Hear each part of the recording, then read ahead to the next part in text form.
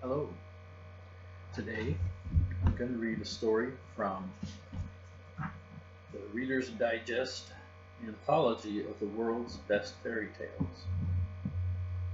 This story is about Dick Whittington and his cat. Dick Whittington was a very little boy when his father and mother died. So little indeed that he never knew them or the place where he was born.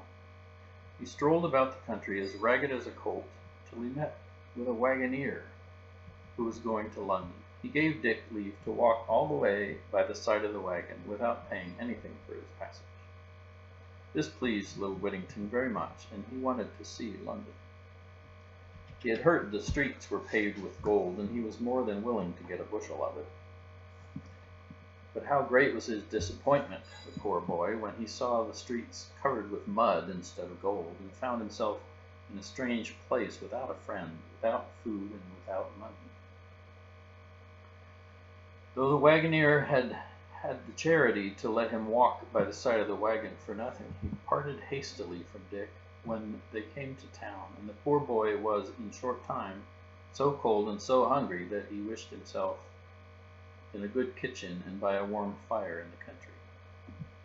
In his distress he asked charity of several people, and one of them with a sneer bade him go to work for an idle rogue. "That I will," said Whittington, "with all my heart. I will work for you if you will let me."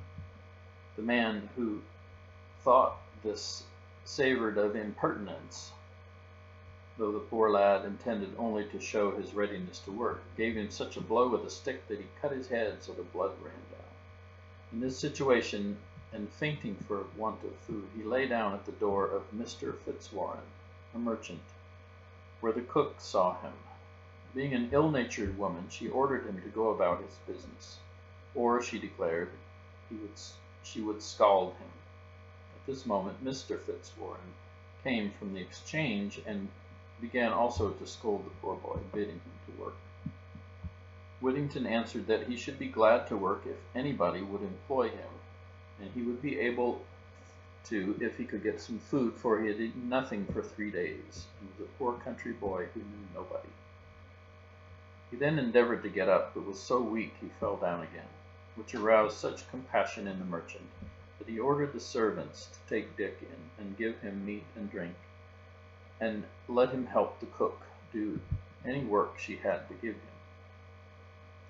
People were often too apt to reproach beggars for being idle, but give themselves no concern to find them work, or to consider whether they are able to do it, which is not true charity.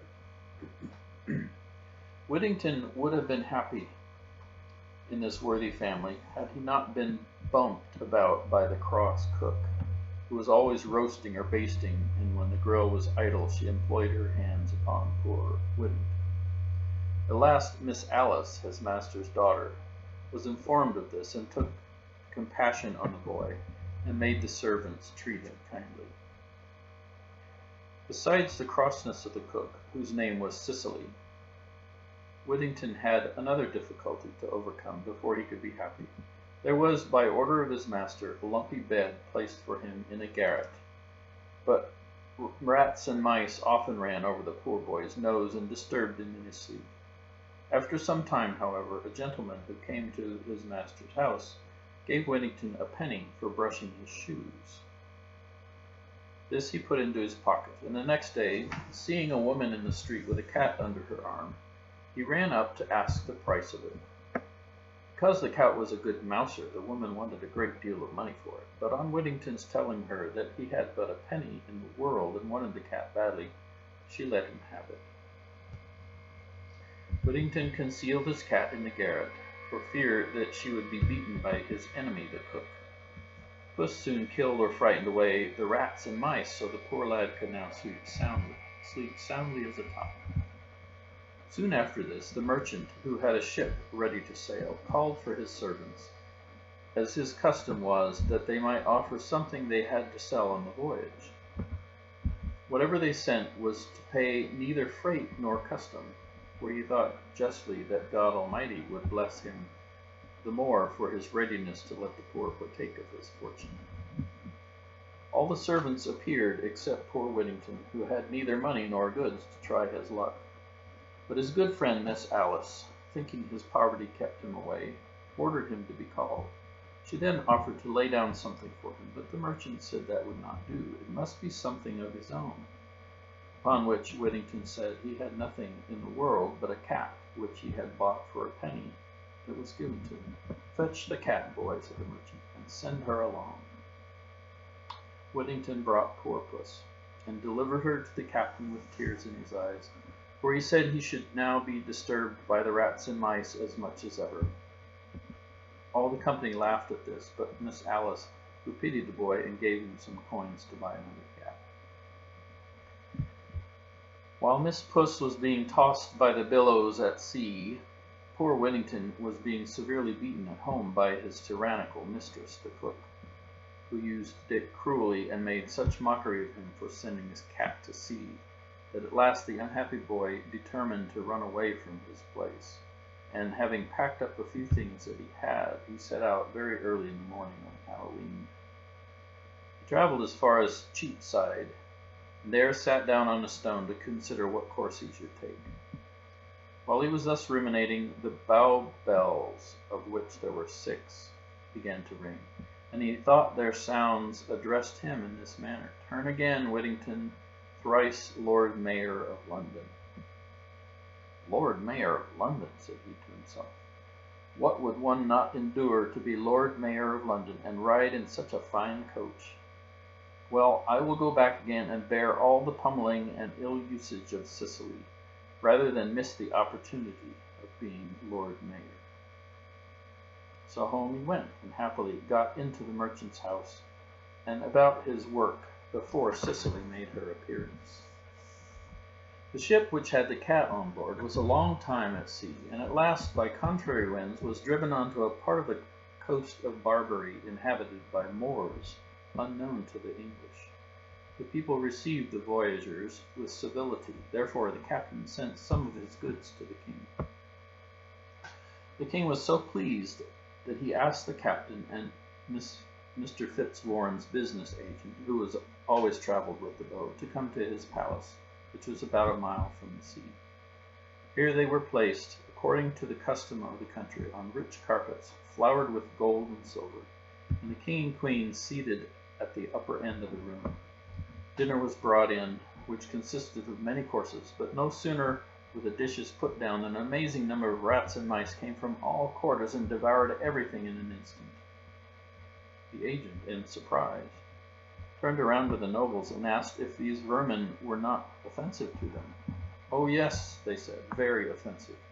The king would get half his treasure to be freed of them, for they not only destroy his dinner, as you can see, but they also assault him in his chamber, and even in bed.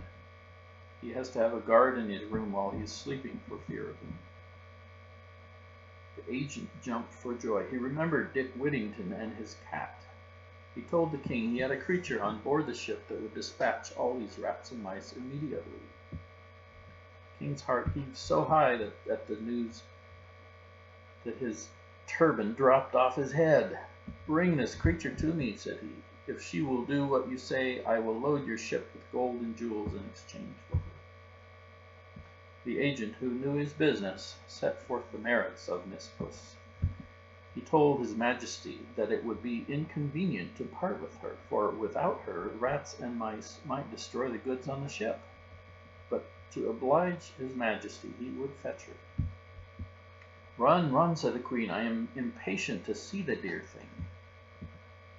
Away flew the agent, and another dinner was prepared in his absence. He returned with a cat just as the rats and mice were devouring that also. He immediately put down Miss Puss, who killed a great number of them.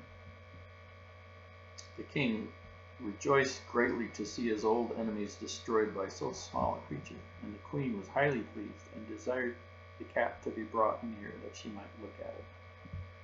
The cat called, "Here, kitty, kitty," when she came to him, and when he presented her to the queen, she started back. She was afraid to touch the animal who had made such havoc among the rats and mice.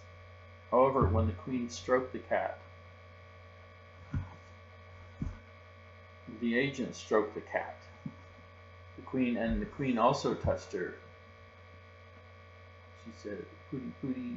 She had not learned English. He then put the cat down on the queen's lap, where, purring, she played with Her Majesty's hand and sang herself to sleep. The king, having seen the exploits of Miss Puss and been informed that her kittens would stock the whole country, bargained with the captain and the agent for the ship's whole cargo, and then gave them 10 times as much for the cat as for all the rest, on which, taking leave of their majesties and the other personages at court, they sailed with a fair wind for England. In London, the morning had scarcely dawned when Mr. Fitzwarren rose to count over the cash and settle the business for the day. He had just entered the counting-house and seated himself at the desk when somebody came tap, tap, tap at the door. "Who was there?" said Mr. Fitzwarren. "A friend." "What friend comes at this unseasonable time?"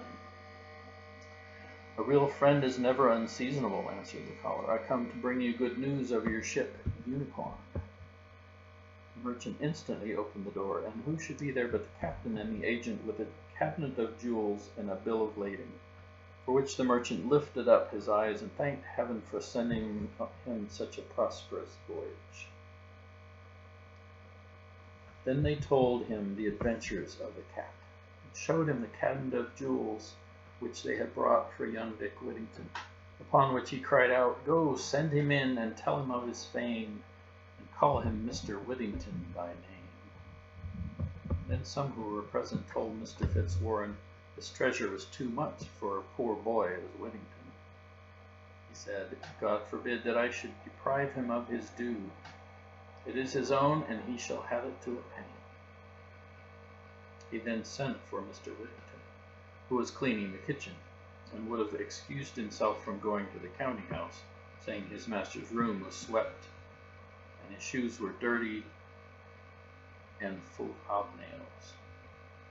The merchant, however, made him come and ordered a chair to be set for him, upon which, thinking they intended to make sport of him, as had been often the case in the kitchen, he besought his master not to mock the poor simple fellow who intended no harm, but let him go about his work. The merchant, taking him by the hand, said, "Indeed, Mr. Whittington, I am earnest with you, and wish to congratulate you on your great success. Your cat has procured you more money than I am worth in the world, and may you enjoy it long and be happy." At length, being shown the treasure and convinced that all of it belonged to him, he fell upon his knees and thanked the Almighty for his providential care of such a poor and miserable creature.